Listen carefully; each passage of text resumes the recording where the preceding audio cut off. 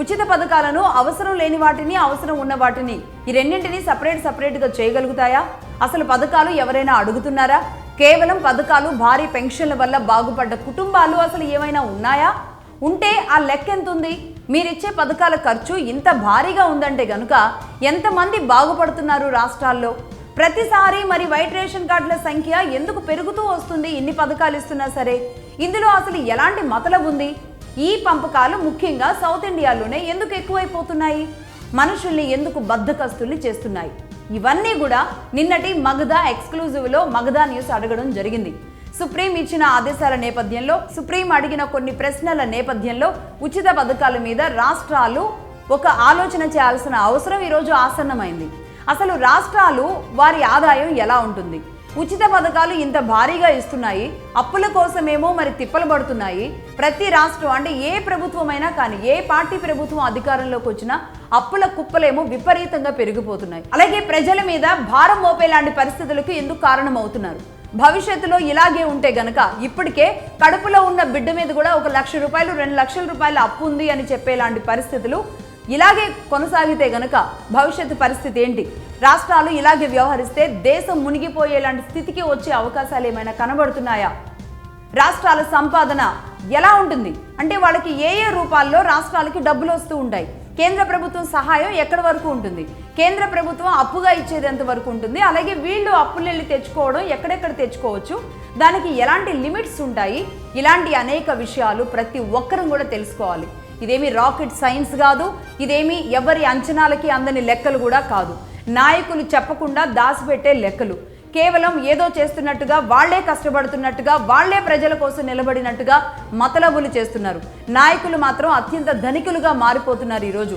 ఒకప్పుడు నాయకులు పేదవాళ్లుగా, కనీసం వాళ్ళు చనిపోయేటప్పుడు వారి అంత్యక్రియలకు కూడా లేకుండా చనిపోయిన అనేక మంది గొప్ప నాయకులు ఈ దేశంలో ఉన్నారు. అంత సిన్సియర్గా, అంత నిజాయితీగా బతికిన వాళ్ళు ఉన్నారు. కానీ ఈ రోజు మాత్రం ఒక్కసారి నాయకుడైతే చాలు, ఇంకా వెనక్కి తిరిగి చూసుకోవాల్సిన అవసరం లేకుండా పరిస్థితులు ఉన్నాయి. కాబట్టి అంటే ప్రతి రాష్ట్రానికి ఏ రూపాల్లో డబ్బులు వస్తూ ఉంటాయి, ఏ రూపాల్లో ఆదాయం సమకూరుతూ ఉంటుంది? ట్యాక్స్లన్నీ మనం ఇన్ని కడుతున్నాం కదా, మరి రాష్ట్ర ప్రభుత్వం దగ్గర ఎంత డబ్బు ఉంటుంది? ఇవన్నీ కూడా చాలా మందికి తెలియకుండా బతికేస్తున్నాం. కాబట్టి ప్రతి ఒక్కరికి తెలియాల్సిన అవసరం ఉంది. జాగ్రత్తగా చెబుతాను. దానికి ముందు అంటే ఎక్కడెక్కడ ఏ లెక్కలు, ఏ ఖర్చు పెడుతుంది రాష్ట్ర ప్రభుత్వం, ఏ రూపాల్లో మనందరం కూడా రాష్ట్ర ప్రభుత్వాలకి డబ్బులు కడుతూ ఉంటామన్న విషయాలను చెప్పడానికి ముందుగా ఒక చిన్న పిట్ట కథ ఒకటైతే చెప్తాను. అదేంటి అంటే ఫస్ట్ తెలుసుకోవాల్సిన చిన్న పిట్ట కథ. ప్రతి ఒక్క ఇంటిలోని కథే దేశం కథ. ప్రతి ఒక్క ఇంటిలోని బడ్జెట్, ఆర్థిక పరిస్థితులు, అది 10,000 వచ్చే జీతగాళ్ళైనా లేదంటే 10 కోట్లు వచ్చే జీతగాళ్ళైనా వారి సమస్యలని ఎలా ముందుకు తీసుకొని వెళుతూ ఉంటారు, వాళ్ళ ఆర్థికంగా ఏ దానికి ఎంత ఖర్చు పెట్టుకుంటూ ఉంటారు, ఎలా సమకూర్చుకుంటూ ఉంటారు, ఇవన్నీ ఎక్కడికో పెద్ద ఆధారపడి ఉండవు. కేవలం ఒక ఉమ్మడి కుటుంబం మీదలాగా ఆధారపడి ఉంటాయి. రాష్ట్రాలు, దేశం ఉమ్మడి కుటుంబం లాంటివి. దానికి ఒక చిన్న కథ చెప్తాను. ఒక తండ్రి కొడుకుల కథ. తండ్రి కేంద్ర ప్రభుత్వం, కొడుకులేమో రాష్ట్రాలు. కొడుకులకు పెళ్ళిళ్ళు అవ్వగానే వెంటనే ఏ ఇంట్లో అయినా సరే, ఏ తండ్రి అయినా సరే ఏం చేస్తారు? వెంటనే చేసే పని ఏంటంటే ఆ కొడుకు కోడలు బతకడానికి, అలాగే పుట్టబోయే పిల్లల్ని పోషించుకోవడానికి, వంశాన్ని వృద్ధి చేసుకోవాలి కదా, అందుకు తమ ఆస్తిని పంపకాలు జరుపుతాడు తండ్రి. ఎలా జరుపుతాడు? ఒక 100 ఎకరాలు ఉంది, ఆయనకు ఒక 2 కొడుకులు ఉన్నారు అనుకుందాం. అంటే 2 రాష్ట్రాలు, ఒక దేశం అనుకుందాం. 2 కొడుకులకు ఏం చేస్తాడంటే 30 ఎకరాలు పనిచేస్తారు. అలాగే ఈ పంచిన ఈ 30 ఎకరాలను ఏమంటామంటే స్టేట్ రెవెన్యూ ప్రాపర్టీస్గా చూడొచ్చు. పూర్తిగా రాసిచ్చి వీళ్ళకి పూర్తిగా అది మీరే దాన్ని సంపాదించుకోండి, మీరే దాన్ని వ్యవసాయం చేసుకోండి అని చెప్పేసి వాళ్ళకి ఇచ్చేస్తారు. అలాగే తన దగ్గర 40 ఎకరాలు పెట్టుకుంటారు. అది సెంట్రల్ రెవెన్యూ ప్రాపర్టీస్ అని అనుకోవచ్చు మనం. ఎందుకంటే అలా ఆస్తులు ఇవ్వడం ద్వారా తన కొడుకులకు అది తమ ఆస్తి అన్న ఒక విశ్వాసం ఏదైతే ఉంటుందో ఆ విశ్వాసంతో నమ్మకంగా, తమ మీద తాము నమ్మకంగా ముందుకెళ్ళడానికి ఉపయోగపడుతుంది. అలాగే ఆ కొడుక్కి ఒక బాధ్యత కూడా పెరుగుతుంది. ఈ ఆస్తిని నేను జాగ్రత్తగా, నా తండ్రి ఇచ్చిన ఆస్తిని ఇంకొంచెం పెంపొందించాలా, లేదంటే దీన్ని పాడు చేస్తానా అనే విషయంలో తను బాధ్యతగా నడుచుకునే అవకాశం ఉంటుంది. అలా కాకుండా ఒక కొడుకు బాధ్యత లేకుండా, ఒక ప్లానింగ్ లేకుండా ఆ 30 ఎకరాల మీద వచ్చే ఆదాయాన్ని అడ్డంగా ఖర్చు పెట్టేసి, డాబులు దర్పాలకి పోయి చిల్లరగా ఖర్చు చేసేసి, అంటే ఉచితాలకి, తన చుట్టూ ఉన్న అవసరమైన వాళ్ళకి, అనవసరమైన వాళ్ళకి కూడా డబ్బులు పనిచేసుకుంటూ పోతూ ఉంటాడు గొప్పల కోసం. తండ్రి కూడా ఏం చేస్తాడు అంటే తన వాటా ఈ 40 ఎకరాలు ఏదైతే ఉందో అందులో వచ్చే ఆదాయాన్ని కూడా ప్రతి ఏడాది తన దగ్గర కొంత ఉంచుకొని ఈ ఇద్దరు కొడుకులకు ఈ 40 ఎకరాల్లో వచ్చే ఆదాయాన్ని కూడా ఈ ఇద్దరు కొడుకులకు పంచి పెడుతూ ఉంటాడనమాట. దీన్ని సెంట్రల్ బడ్జెట్ అంటారు. ఇటు కొడుకు ఇంట్లో ఒక కొడుకు ఇంట్లో చిన్న ఫైనాన్స్ డిస్టర్బెన్స్ వచ్చింది. చిన్నది కాదు, పెద్దదే డిస్టర్బెన్స్ వచ్చింది. అంటే చిన్నగా మొదలయ్యి ఆ ఫైనాన్స్ డిస్టర్బెన్స్ అనేది పెద్దగా మారింది. అంటే ఏంటి, వచ్చే డబ్బులన్నీ కూడా ఖర్చు పెట్టేసుకున్నాడు. అతని చేతిలో చిల్లిగవ్వ లేకుండా చేసుకున్నాడు. అయితే అతనికి ముందుగా గుర్తొచ్చేది ఎవరు? తండ్రి దగ్గర ఉంటుందిలే అనుకుంటాడు. ఇక తండ్రి దగ్గరికి వెళతాడు, వస్తాడు, డబ్బులు ఇవ్వమని అడుగుతూ ఉంటాడు. తండ్రికి ఇంకెవరితో అయినా చెప్పిద్దామా, అడిగినప్పుడల్లా ఇవ్వట్లేదు అని చెప్పేసి మేనమావలతోనో తాతయ్యలతోనో లేదంటే ఇంట్లో ఉన్న తల్లితోనో ఇలా అందరికీ చెప్పిస్తూ ఉంటాడు. వీళ్ళంతా ఎవరు? వీళ్ళు కేంద్ర మంత్రులు. తండ్రికి కొంచెం గట్టిగా చెప్పమని, అవసరం బాగా ఉందని బాగా ప్రెజర్ చేస్తూ ఉంటాడనమాట వీళ్ళందరినీ.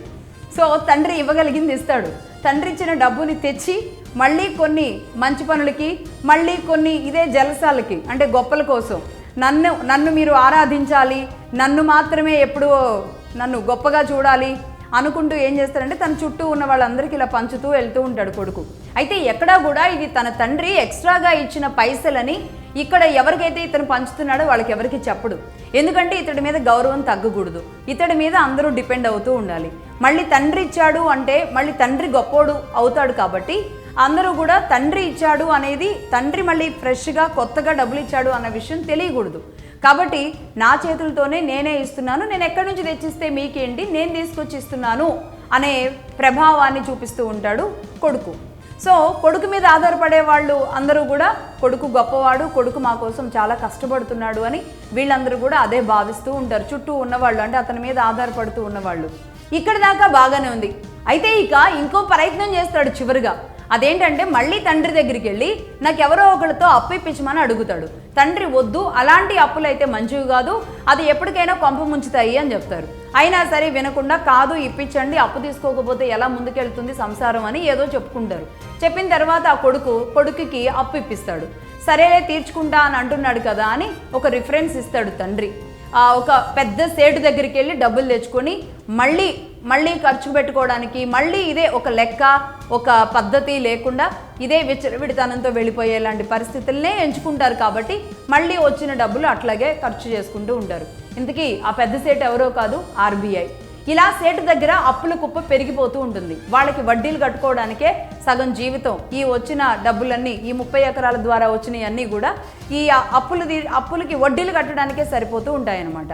సో ఇది ఒక రకమైన స్టోరీ. అంటే రాష్ట్రాల్లో ఉన్న ఏ పార్టీ చేసే పనైనా సరే ఇదే విధంగా ఉంటుంది. కొడుకు ఎలా వ్యవహరిస్తున్నాడో, అంటే ఒక మంచి కొడుకు, ఒక అవగాహన లేని కొడుకు ఏం చేశాడు, ఇలాగే ఇటు తీసి అటు పెట్టి, అటు తీసి ఇటు పెట్టి, ఏం చేశాడో అర్థం కాక, ఏమేమైపోయిందో తెలియక, చివరికి మళ్ళీ అప్పులకు వెళ్ళి తండ్రి దగ్గర అప్పు కూడా సరిపోక మళ్ళీ ఇంకొక చోటుకి వెళ్ళి తెచ్చినట్టుగానే సేమ్ రాష్ట్రాలు కూడా ఒక అవగాహన, ఒక ప్లానింగ్ లేని రాష్ట్రాలు కూడా కింద మీద చేసి కేంద్రం దగ్గరికి వెళ్ళి తిరిగి వీళ్ళతో చెప్పించి డబ్బులు తీసుకొచ్చి మళ్ళీ ఇక్కడిచ్చే పథకాలకి ఎక్కడా కూడా కేంద్ర ప్రభుత్వాల పేర్లు అనేవి చెప్పకుండా ఇలా ముందుకు తీసుకెళ్తూ ఉంటారు. ఇంకా చెప్పాలంటే RBI దగ్గరికి వెళ్ళి మళ్ళీ ఇంకా అప్పులు తెచ్చుకుంటూ ఉంటారనమాట. అంటే ప్రతి ఒక్కరికి అర్థం అవ్వాల్సింది ఏంటి అంటే, ఒక తండ్రి కొడుకులు, ఒక ఉమ్మడి కుటుంబం విభజన జరిగిన తరువాత ఎలా ఉంటారో అలాంటిదే కేంద్ర రాష్ట్ర ఆదాయాలు, అప్పులు ఇవన్నీ అలా డిపెండ్ అయి ఉంటాయన్నమాట.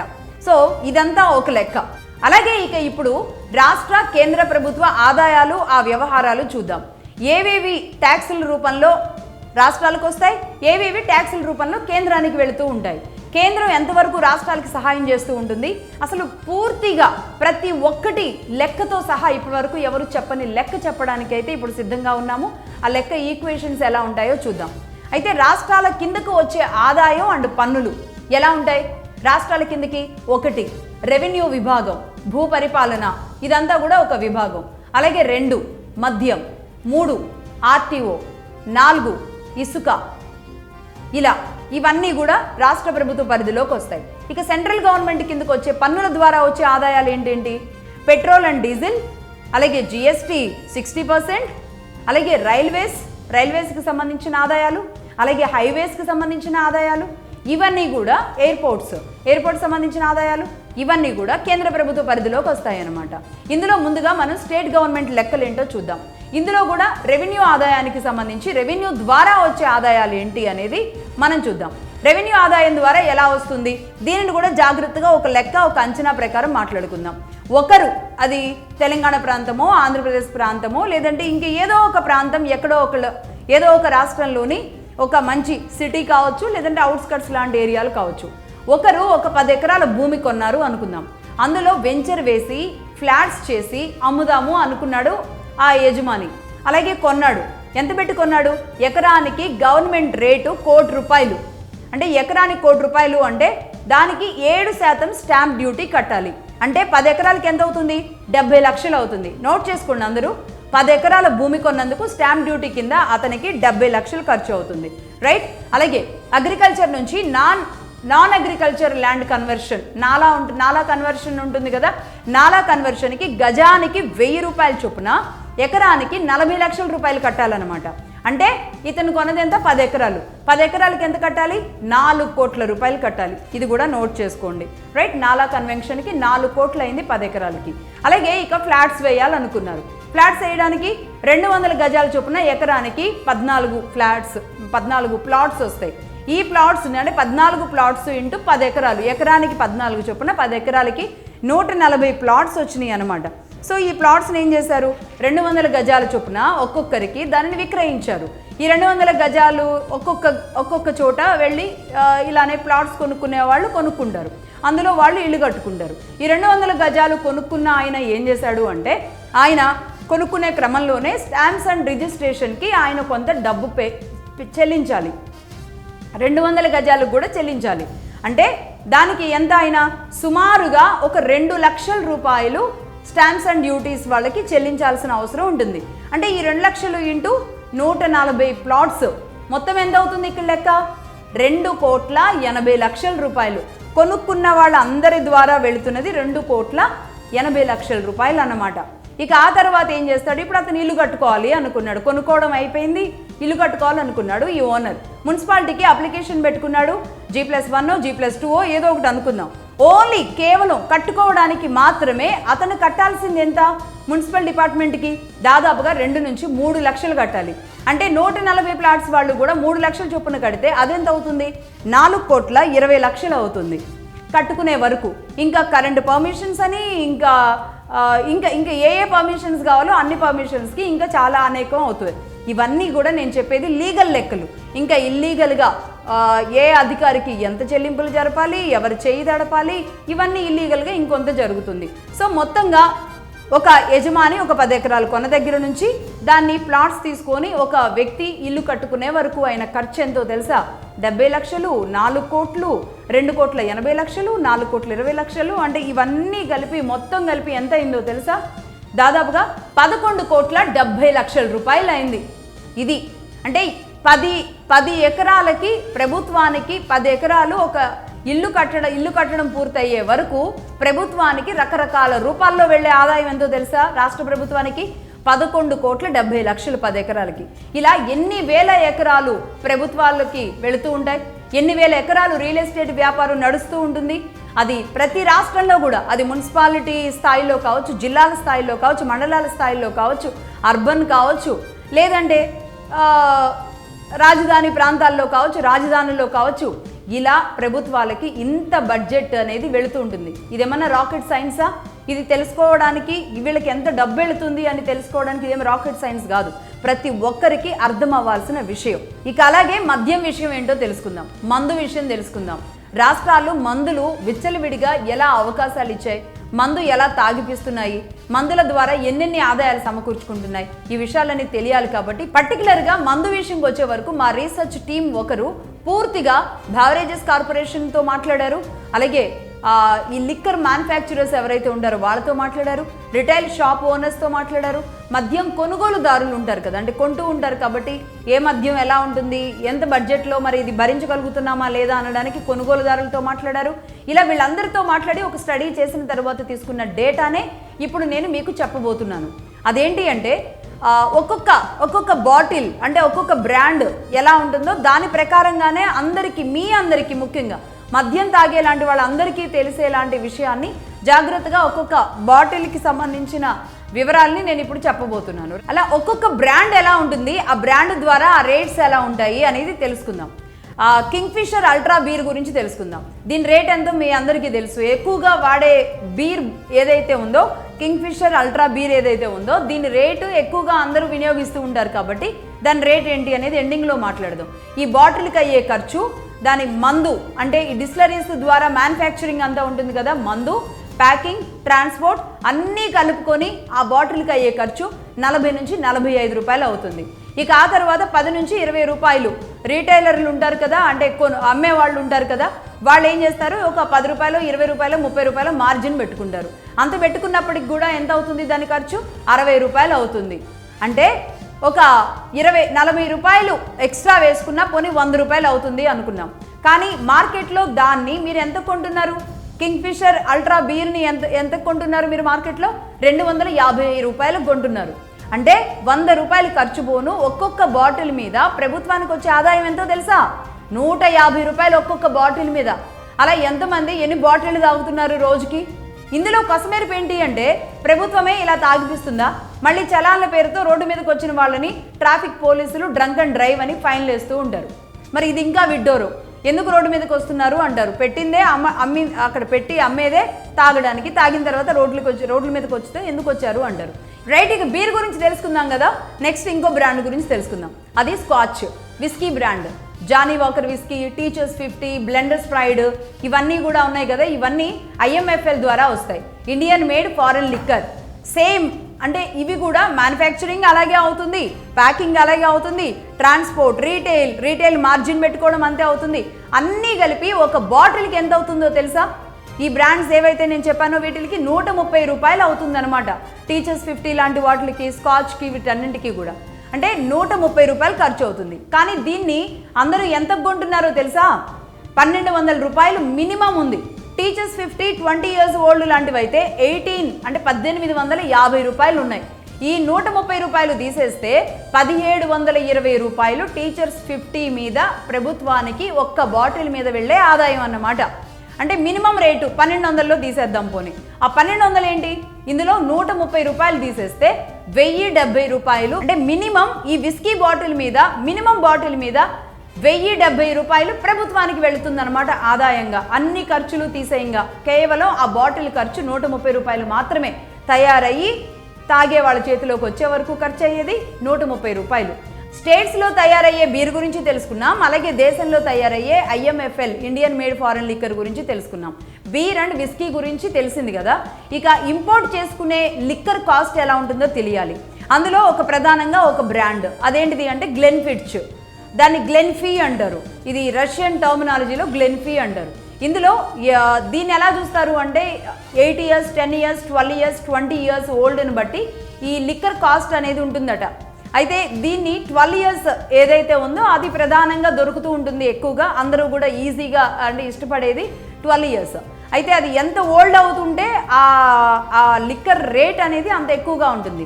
సో ఈ 12 years ఓల్డ్ కనుక అనుకుంటే దాని రేట్ ఎంత ఉందో తెలుసా అండి? ప్రస్తుతానికి స్టేట్స్లో అమ్మేది 7 నుంచి 8,000 రూపాయలు ఉంది. అంటే దీనికి customs and central excise duty వేస్తారు. దాన్నే ఇంపోర్ట్ డ్యూటీ అని కూడా అంటారు. అంటే ఒక్కొక్క బాటిల్ మీద కస్టమ్స్ డ్యూటీ కానీ ఇవన్నీ పడేది ఎంత ఉంటుందో తెలుసా? మ్యానుఫ్యాక్చరింగ్, ట్రాన్స్పోర్ట్, రీటైలర్స్ అన్నీ కలిపిన తర్వాత స్టేట్కి వచ్చిన తర్వాత, అలాగే ఎవరైతే అమ్మేవాళ్ళు ఉంటారో వాళ్ళది కూడా మార్జిన్ పెట్టుకున్న తర్వాత దాని కాస్ట్ 2,000 రూపాయలు. అంటే ఒక్కొక్క బాటిల్ మీద రాష్ట్ర ప్రభుత్వానికి ఎంత మిగులుతుంది? 5 నుంచి 6,000 రూపాయలు ఒక్కొక్క బాటిల్ మీద రాష్ట్ర ప్రభుత్వానికి లాభం మిగులుతుందండి. అర్థం చేసుకోండి.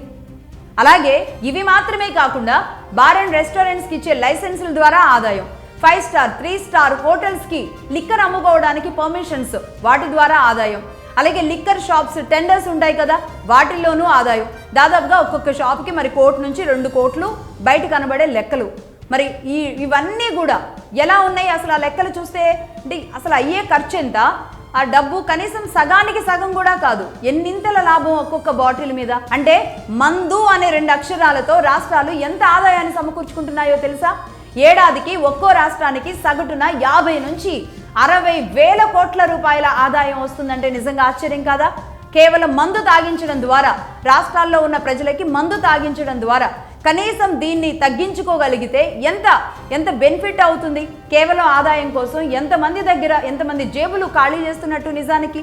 అంటే ఇక్కడ అసలు మందు ఉండకూడదు అనే డిమాండ్ రావాలి, కానీ అలాంటప్పుడు ఇంకా ఈ మందు ద్వారా దోచుకునే డిమాండ్ ప్రభుత్వాలే చేస్తుంటే ఇంకా ప్రజల డిమాండ్లు ఎక్కడుంటాయి చెప్పండి, రైట్? ఇక ఇది మందు గురించి. ఇక నెక్స్ట్ వెహికల్ రిజిస్ట్రేషన్, ఆర్టీఏ గురించి మాట్లాడదాం.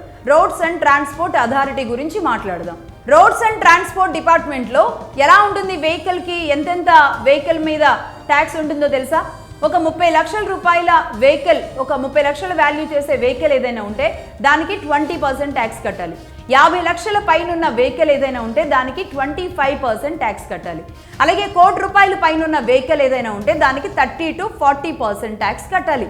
అంటే అది కూడా సీసీ ఇంజిన్ బట్టి కూడా డిపెండ్ అయి ఉంటుంది. అలాగే మళ్ళీ ఫారెన్ నుంచి తెచ్చుకునే వెహికల్స్ అయితే ఇంకా చాలా ఎక్కువ ట్యాక్స్ కట్టాల్సి ఉంటుంది అనమాట. అవి కాకుండా లైఫ్ ట్యాక్స్, రోడ్ ట్యాక్స్, ఇన్సూరెన్స్లు, ఆర్టీఏ లైసెన్స్ రెన్యువల్లు, ఫిట్నెస్ సర్టిఫికెట్స్, ఇవన్నీ కలిపి సుమారుగా ఏడాదికి ఒక్కో రాష్ట్రానికి ఎంత ఆదాయం వస్తుందో తెలుసా? ఆర్టీఏ ద్వారా 15 నుంచి 20 వేల కోట్ల రూపాయల ఆదాయం అత్యంత ఈజీగా వస్తుందన్నమాట. ఇది ఆర్టీఏ ద్వారా లభిస్తున్న ఆదాయం. అలాగే మైనింగ్ గురించి మాట్లాడుకోవాలి. ఇది కూడా రాష్ట్ర పరిధిలోనే ఉంటుంది కదా. మైనింగ్ గురించి కూడా తెలుసుకోవాలి. ఇందులో మేజర్ మినరల్స్ అని, మైనర్ మినరల్స్ అని 2 ఉంటాయి. మేజర్ మినరల్స్ అన్ని సెంట్రల్ గవర్నమెంట్ పరిధిలో ఉంటాయి, మైనర్ మినరల్స్ అన్ని కూడా స్టేట్ గవర్నమెంట్ పరిధిలో ఉంటాయి అన్నమాట. అంటే మేజర్ మినరల్స్ కింద బొగ్గు, బాక్సైట్, ఐరన్ ఓర్ లాంటివన్నీ కూడా వస్తాయి అన్నమాట. మైనర్ మినరల్స్ కింద ఇసుక, granite, gravel, laterite, lime stone, ఇవన్నీ కూడా మైనర్ మినరల్స్ కింద వస్తాయి. సో వీటిని, ఈ మైనర్ మినరల్స్ అన్ని దేని కింద ఉంటాయి? రాష్ట్ర ప్రభుత్వం కింద ఉంటాయి. ఇసుక అనేది నిజానికి రాష్ట్రాల్లో, అది కూడా జిల్లాల్లో, మండలాల్లో లోకల్గా ఉన్న వాళ్ళకి ఒక బంగారం లాంటి వనరు అన్నమాట. ఈ ఇసుక సీన్ రైజెస్ రూపంలో అనేక రకాలుగా ఎంత డబ్బు చేరాలో అంత డబ్బు రాష్ట్ర ప్రభుత్వం దగ్గర చేరుకుంటుంది. అలాగే గ్రానైట్ ఇంకొంచెం పెద్ద తిమింగళం. ఇది గ్రానైట్ పర్మిషన్స్ గనక దక్కించుకున్నారు అంటే ఆ ప్రభుత్వాలకి ఎంత స్థాయిలో డబ్బు కట్టాల్సి ఉంటుందో తెలుసా? అలాగే అది అసలు ఒకవేళ పర్మిషన్స్ దక్కినాయి కానీ అందులో పని చేసినా చేయకపోయినా అలా ఆ గ్రానైట్ మైనింగ్ ఖాళీగా పడున్నా సరే దాన్ని డెడ్ రెంట్ మైన్స్ అంటారు. ఈ డెడ్ రెంట్ రూపంలో కూడా వాళ్ళు పర్ హెక్టార్కి 4 నుంచి 5 లక్షల రూపాయలు డిపార్ట్మెంట్కి కట్టాల్సిందేనమాట. మైనింగ్ చేసినా చేయకపోయినా కట్టాల్సిందే. అది కాక ఒక క్యూబిక్ మీటర్కి గ్రానైట్ రకాలను బట్టి ఉంటుంది. ఒకవేళ ఒంగోలు బ్లాక్ గెలాక్సీ లాంటి రాక్ ఉందనుకోండి, దానికి 7 నుంచి 8 వేల రూపాయలు పర్ క్యూబిక్ మీటర్ ఉంటుంది. అంటే అప్రాక్సిమేట్గా ఈ రేట్లు ఉంటాయి. అలాగే కరీంనగర్లో చూసామనుకోండి, కరీంనగర్లో ట్యాన్ బ్రౌన్ అనే గ్రానైట్ దొరుకుతుంది. అది 2500 రూపాయలు పర్ క్యూబిక్ మీటర్ ఉంటుంది. క్యూబిక్ మీటర్కి అంత ప్రభుత్వాలకి 2500 రూపాయలు పర్ క్యూబిక్ మీటర్ చొప్పున పే చేయాల్సిందే. అలాగే శ్రీకాకుళంలో ఉన్న టెక్కలిలో అయితే గనక టెక్కలి బ్లూ గ్రానైట్ అంటారు దాన్ని. ఇది కూడా పర్ క్యూబిక్ మీటర్కి దాదాపుగా 3000 రూపాయల చొప్పున రాష్ట్ర ప్రభుత్వాలకి పేమెంట్ చేస్తారు. సో రాష్ట్ర ప్రభుత్వాలకి కనీసం ఈ మైనింగ్ ద్వారా, అది ఇసుక కానివ్వండి, గ్రావెల్ కానివ్వండి, లాటరైట్ కానివ్వండి, ఏదైనా కానివ్వండి, ఈ మైనింగ్ ద్వారా వచ్చే ఆదాయం ఎంతో తెలుసా? ప్రతి ఏడాది 30 నుంచి 40 వేల కోట్ల రూపాయల ఆదాయం వస్తుంది. అంటే ప్రతి గడపకి ఈ మద్యం ఎఫెక్ట్ ఉండొచ్చు, ఉండకపోవచ్చు, కానీ రాష్ట్రాలకైతే మంచి ఆదాయమే తెచ్చిపెడుతుంది, అందులో నో డౌట్. కానీ ఈ లిక్విడ్ మాత్రం ప్రతి ఇంటికి అవసరమే. ఈ లిక్విడ్ ప్రతి గడపకి అవసరమే. అదే పెట్రోల్ అండ్ డీజిల్, ఇది ఒక నిత్యావసర వస్తువు అయిపోయింది ఈరోజు. ప్రతి ఇంటికి, ప్రతి ఒక్కరికి ఒక వాహనం ఉంది కాబట్టి, ఒకటి వీలైతే ఇంకో కొంతమందికి 5-6 వాహనాలు కూడా ఉంటాయి కాబట్టి పెట్రోల్ అండ్ డీజిల్ అనేది నిత్యావసర వస్తువుగా మారింది. అయితే ఈ విషయంలో బడ్జెట్ వచ్చినప్పుడు కానీ ప్రతి సందర్భంలో కేంద్ర ప్రభుత్వం మీద ఈ నెపాన్ని రాష్ట్రాలు తోస్తూ ఉంటాయి. అంటే పెట్రోల్ రేట్లు పెరగడానికి కారణం కేంద్ర ప్రభుత్వమే అని నిందలు వేస్తూ ఉంటాయి. అనేక రకాల నిందలని ఈ రోజుకి కూడా, అంటే ప్రభుత్వం పార్టీలు ఏ ఉన్నా సరే సెంట్రల్ గవర్నమెంట్లో వాళ్ళు ఈ భారాన్ని, ఈ నెపాల్ని మోస్తూనే వచ్చారు. సో అసలు కథ పెట్రోల్ విషయంలో, డీజిల్ విషయంలో రాష్ట్రానికి కేంద్రానికి ఉన్న లింక్స్ ఏంటి అనేది ఇప్పటి వరకు ఎవరు చెప్పని కొన్ని విషయాలు చెప్తున్నాను, జాగ్రత్తగా వినండి. రష్యా నుంచి మనం క్రూడ్ ఆయిల్ కొంటాం. ఎంతకి? సుమారుగా లీటర్కి 15 రూపాయలు పడుతుంది. అక్కడ రష్యా దగ్గర నుంచి మొదలు పెడుతున్నాను. క్రూడ్ ఆయిల్ 15 రూపాయలు పడుతుంది. కొనేది ఎవరు? IOCL Indian oil corporation limited వాళ్ళు కొంటారు. అంటే పబ్లిక్ సెక్టర్ అండర్టేకింగ్ కంపెనీగా ఇండియా తరపున రిటైలర్ అనుకుంటే గనక అంటే HP కానీ భారత్ పెట్రోలియం లాంటి సంస్థలు అన్నమాట. ఇవి కొంటాయి. కొన్న తర్వాత ఈ సంస్థలు రిఫైనింగ్కి ఇస్తాయి. అంటే రష్యా నుంచి వచ్చిన క్రూడ్ ఆయిల్ ఏదైతే ఉందో దానిని ఈ సంస్థలు కొన్న తర్వాత దీన్ని రిఫైనింగ్కి ఇస్తాయి. రిఫైనరీస్ ఏమున్నాయి మనకి భారతదేశంలో? అదాని గ్రూప్, రిలయన్స్ గ్రూప్ లాంటివి రిఫైనరీస్గా ఉన్నాయి. ఆ క్రూడ్ ఆయిల్ని రిఫైన్ చేయడానికి 1 లీటర్కి సుమారుగా 15 రూపాయలు ఖర్చు ఇక్కడ రిఫైనరీస్లో అవుతుందన్నమాట. అంటే ఇప్పటికి ఎంత అయింది మొత్తం ఖర్చు? 30 రూపాయలు అయింది లీటర్ పెట్రోల్కి. అలాగే దాని ట్రాన్స్పోర్ట్ కానీ దాని ఇన్ఫ్రాస్ట్రక్చర్ కానీ వీటన్నింటినీ కలుపుకుంటే ఇంకొక 10 రూపాయలు అవుతుంది. అంటే ఎంత అయింది? 30 రూపాయలు ప్లస్ 40 రూపాయలు. అలాగే సెంట్రల్ గవర్నమెంట్ ట్యాక్స్ ఉంటుంది దీనికి, అది 20 రూపాయలు. ఎంత అయింది ఇక్కడ వరకు? 60 రూపాయలు అయింది. మొత్తం ఇప్పటి వరకు పెట్రోల్ ఖర్చు ఎంత అయింది? 60 రూపాయలు అయింది. అంటే ప్రతి పెట్రోల్ బంకు కూడా వారంలో ఒకసారి 2 సార్లు అందరం వెళుతూనే ఉంటాం కదా. సో ఆ పెట్రోల్ బంకులో ఎంతకి పోపిస్తున్నాం మనం పెట్రోలు లీటరు? కనీసం 100 రూపాయలు అనుకుందాం. ఈ రాష్ట్రాల్లో కావచ్చు వేరే రాష్ట్రాల్లో కావచ్చు ఒక 100 రూపాయలు అనుకుందాం. అంటే ఇప్పటి వరకు ఆయన ఖర్చు ఎంత అని చెప్పాను నేను? దాదాపుగా 60 రూపాయలు అయింది. ఇది సెంట్రల్ గవర్నమెంట్ది కూడా కలుపుకో, సెంట్రల్ గవర్నమెంట్ 20% ట్యాక్స్ కలుపుకొని 60 రూపాయలు అయింది. అంటే మనం పోయించుకునేది 100 రూపాయలకి. అంటే స్టేట్ గవర్నమెంట్కి ఎంత వెళ్తుంది? ఇక్కడ 40 రూపాయలు ఖర్చు అవుతుందన్నమాట. స్టేట్ ట్యాక్స్ అంత పడుతుంది. అలా రోజుకి స్టేట్ మొత్తంలో ఎన్ని పెట్రోల్ బంకుల్లో ఎన్నెన్ని వాహనాలకు ఎన్నెన్ని లీటర్ల పెట్రోల్ పోపిస్తున్నామో తెలుసా? ఒక్క తెలంగాణనైతే శాంపిల్గా తీసుకుందాం అనుకుంటున్నాను ఈ ఒక్క విషయంలో. 2024-2025 మధ్య రోజుకి వాడిన పెట్రోల్ ఎంతో తెలుసా? సెర్చ్ చేయండి మీరు కూడా. 1 కోటి లీటర్లు వాడారు రోజుకి తెలంగాణ మొత్తంలో. 2024-25 మధ్యలో ఒక శాంపిల్గా కనుక తీసుకుంటే రోజుకి 1 కోటి లీటర్లు వాడారు అంటే అర్థం చేసుకోండి. అంటే స్టేట్ గవర్నమెంట్ ట్యాక్స్ ఇందులో అంటే కేంద్ర ప్రభుత్వానికి, అలాగే రీటైలర్స్ పెట్రోలు పెట్టిన ఎవరైతే ఉంటారో యజమానులు వాళ్ళకు కూడా అంతా పోయిన తర్వాత పోనీ 30 రూపాయలు అనుకుందాం లీటర్ మీద. 30 రూపాయల చొప్పున రోజుకి 1 కోటి లీటర్లు అంటే ఒక్కసారి ఆలోచించండి. అంటే ఎంత అవుతుంది? 30 రూపాయల చొప్పున దాదాపుగా రోజుకి 30 కోట్ల రూపాయలు కేవలం పెట్రోల్ మీదే వస్తుంది. అంటే నిజంగా ఇది బండి తాగుతుందా ఈ పెట్రోలు? రాష్ట్రాలు తాగుతున్నాయా ఈ పెట్రోలు? మరి కేంద్రం తాగుతుందా ఈ పెట్రోలు? దీని మీద వచ్చే ఆదాయాలు ఇది ఎవరికి అర్థం కాదు. ఇప్పుడు అసలు నిజాలు తెలియాలి. అంటే ఎవరి జేబులు ఎవరు గుల్ల చేస్తున్నారు? ప్రతిసారి ఎందుకు రాష్ట్రాలు కేంద్రం మీద నెపం మోపుతాయి? పెట్రోల్ రేటు 3% పెరిగింది, ఇది కేంద్రం తప్పే అనేది ఒక్కొక్క రాష్ట్రానికి ఎందుకు వ్యత్యాసం ఉంటుంది ఎప్పుడైనా గమనించారా? అంటే ఆ రాష్ట్ర ప్రభుత్వాలు తగ్గించుకుంటే గనక పెట్రోల్ దాదాపుగా ఇప్పుడున్న పరిస్థితుల్లో కనీసం రాష్ట్ర ప్రభుత్వం కనుక అనుకుంటే ఈజీగా 20-30 రూపాయలు తగ్గించుకోవచ్చు తెలుసా? కానీ అనుకో, అటు మద్యం విషయం కానీ ఇటు ఇది కానీ రెండు లిక్విడ్సే. అదేమో అది ఒళ్ళు గుల్ల చేస్తే ఇదేమో ఇల్లు గుల్ల చేసేలాగా తయారైంది పరిస్థితి. సో పెట్రోల్ మీద అంతంత ఆదాయం 1 కోటి లీటర్లు ఖర్చు పెడుతున్న ఆదాయం రాష్ట్రాల్లో కనిపిస్తుంది. ఇక అలాగే మరికొన్ని ట్యాక్స్ గురించి తెలుసుకుందాం. కంప్యూటర్ కొన్నా, ఏ ఎలక్ట్రానిక్ వస్తువులు కొన్నా, బట్టలు కొనుక్కున్నా, వస్తువులు ఇంకేమైనా కొనుక్కున్నా, మంచి హోటల్కి వెళ్ళి భోజనం చేసినా, ట్రావెలింగ్లో ఎక్కడైనా హోటల్స్కి వెళ్ళి స్టే చేసినా వేసే GST ఉంటుంది కదా. ప్రతిసారి GST వచ్చిన తర్వాత ఈ GST గురించి మాట్లాడుతున్నాం కదా.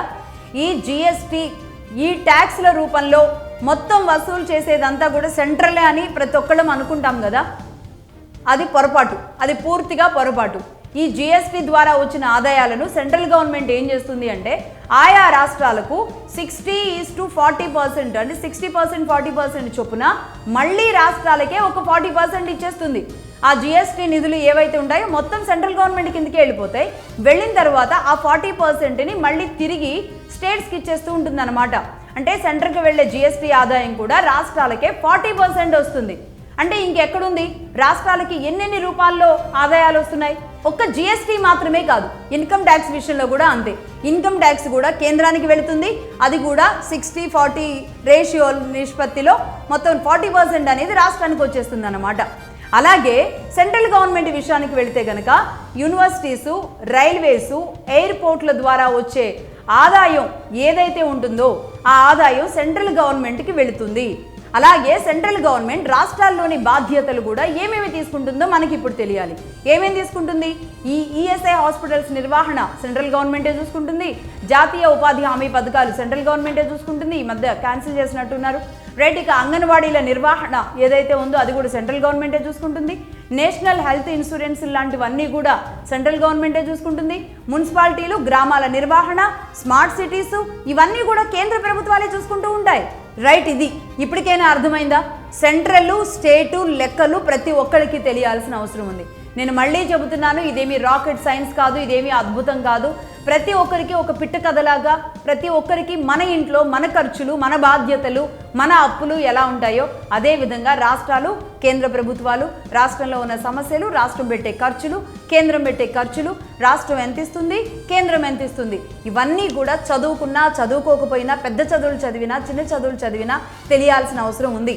దీనిని ఎవరూ మనకి చెప్పేలాగా చేయరు. ముఖ్యంగా రాజకీయ నాయకులైతే అసలే చెప్పే పరిస్థితులు ఉండవు, చెప్పరు కూడా. ఇంకెవరైనా మేధావి వర్గాల లాంటి వాళ్ళు కొన్ని ఫోరమ్స్ లాంటివి ఏర్పాటు చేసుకుని వాళ్ళు చెప్పే ప్రయత్నాలు ఏమైనా చేస్తే మనం వాళ్ళని అసలు పట్టించుకోము, వాళ్ళు చెప్పేది చెవికి ఎక్కించుకోము. కాబట్టి నేను ఇంత సింపుల్గా, ఇంత అందరికీ అర్థమయ్యే ఒక వివరంగా, చాలా సింపుల్ టర్మినాలజీతో ఇవన్నీ కూడా చెప్పుకురావడం జరిగింది. మీరంతా అర్థం చేసుకుంటారని భావిస్తున్నాను.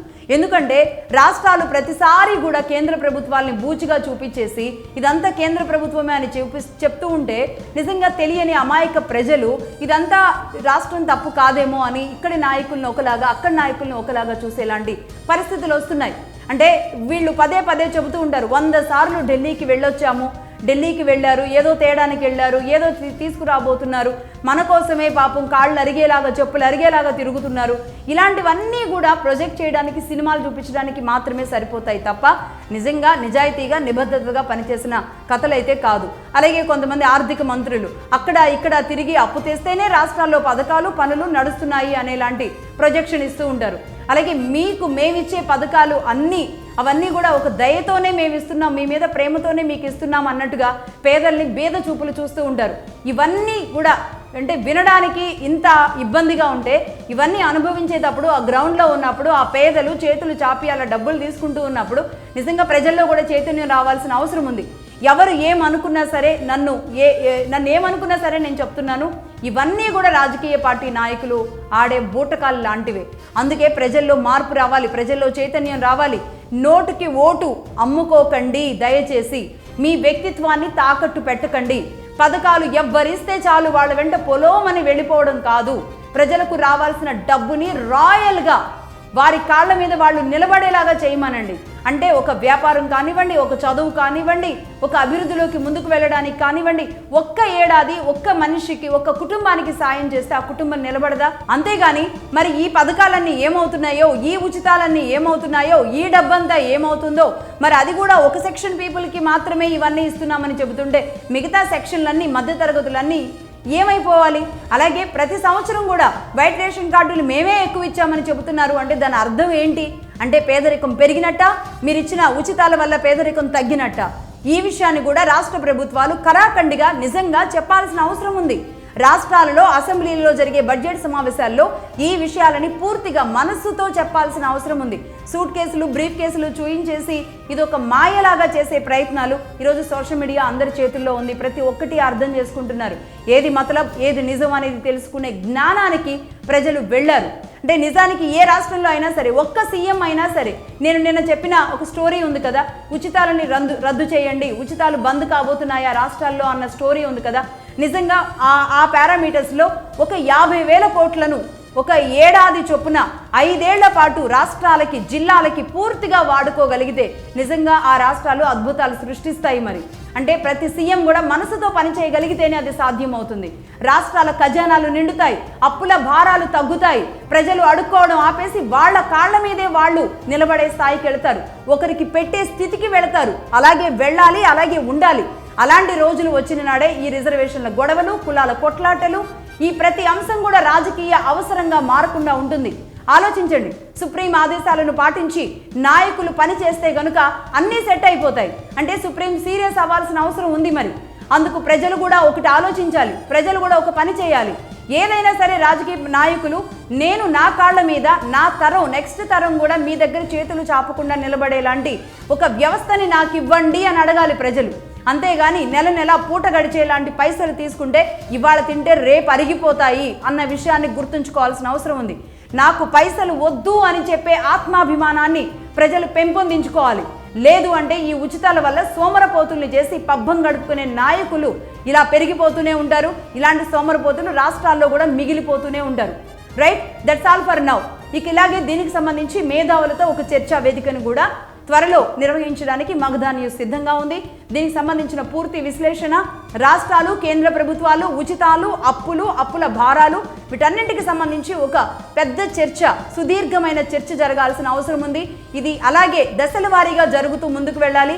రాష్ట్రాలు కూడా మేల్కోవాల్సిన అవసరం కూడా ఖచ్చితంగా ఉంది.